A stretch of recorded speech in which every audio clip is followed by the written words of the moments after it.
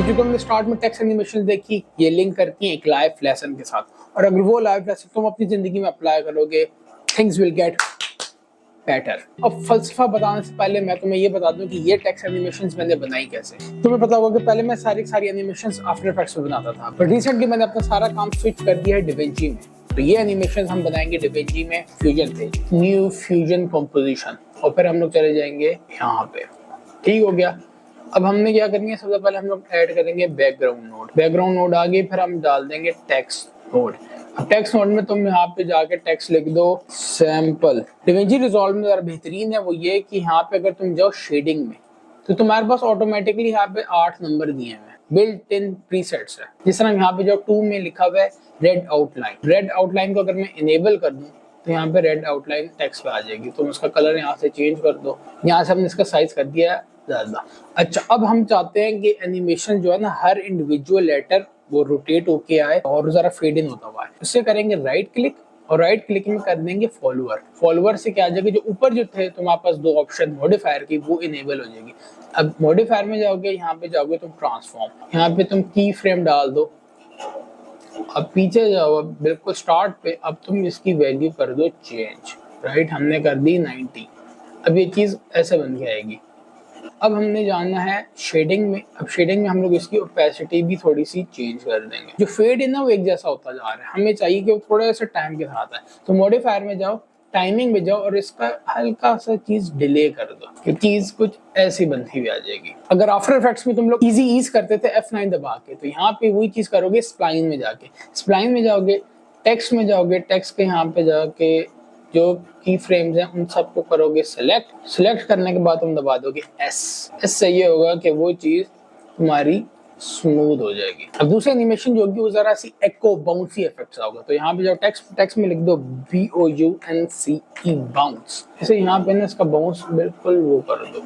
अब हमारे पास बिल्कुल बेसिक सा जूम इन ट्रांजिशन बन गया। लेकिन अगर हम चाहते हैं कि ये चीज रिपीट होती रहे तो स्प्लाइन में जाओ, टेक्स्ट साइज इजी ईज करके, अब यहाँ पे नीचे आ रहा होगा तुम्हारे पास set ping pong. Set ping pong का मतलब ये होता है कि अब ये चीज ना ये बस। अच्छा, टेक्स्ट में जाके ना टेक्स्ट की तुम लोग इसका जरा सा चेंज कर दो, राइट आउटलाइन कर देते हैं। टेक्स्ट को सिलेक्ट करोगे, शिफ्ट स्पेस बार, जितनी भी तुम्हारे पास डिविंची रिजॉल्व में नोड्स अवेलेबल हैं वो तुम्हारे पास यहाँ पे होंगे। तो तुम यहाँ पे टाइप कर सकते हो डुप्लीकेट। डुप्लीकेट को तुम करोगे ऐड। डुप्लीकेट में जाएंगे, डुप्लीकेट में हम इसकी कॉपीज कर देंगे 5, साइज थोड़ा सा कम। ठीक है, जाएंगे ब्लेंड इन में, ब्लेंड इन हल्का सा कम कर देंगे, समझ लो कि ओपेसिटी कम हो जाएगी इसकी, राइट। और इसमें हम लोग हल्का सा कर देंगे टाइम डिले। अब तो हमारे पास एक बाउंसी इफेक्ट बन गया। टेक्स्ट नोट एक और ऐड कर देंगे यहाँ पे, इसे लिख देते हैं एको ECH।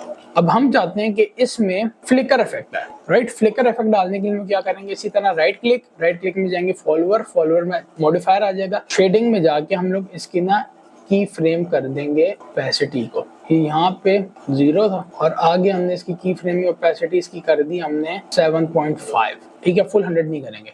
टाइमिंग में जाओगे, टाइमिंग में ऑल कैरेक्टर लिखा हुआ है, किस हिसाब से होगी, ऑटोमेटिक वजह से लिख दो कंप्लीटली रैंडम, और डिले इसका कर दो 2।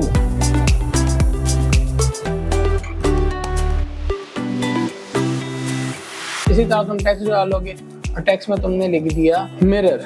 टेक्स्ट को कर देंगे हम लोग, डाल देंगे यहाँ पे ट्रांसफॉर्म नोड, रेक्टेंगल मास्क बना देंगे यहाँ पे।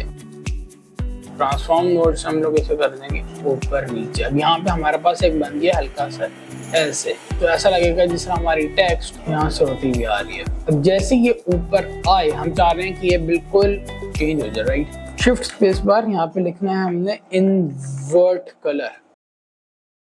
तो तुम इसके ब्लेंड को की फ्रेम कर दोगे, एक फ्रेम पीछे जाओगे और इसे कर दोगे 0।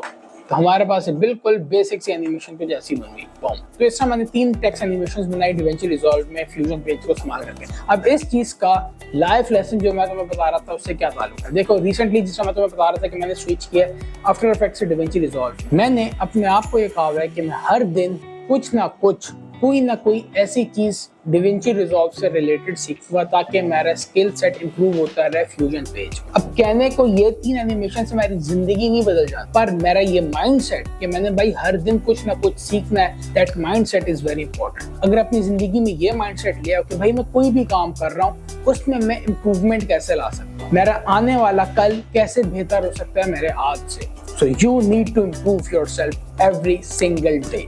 जो भी तुम काम कर रहे हो उस चीज को तुम एनालाइज करो कि मैं अपने काम को ज्यादा टाइम एफिशिएंट कैसे बना सकता हूँ या फिर ज्यादा बेहतर कैसे बना सकता हूँ। That mindset is very important.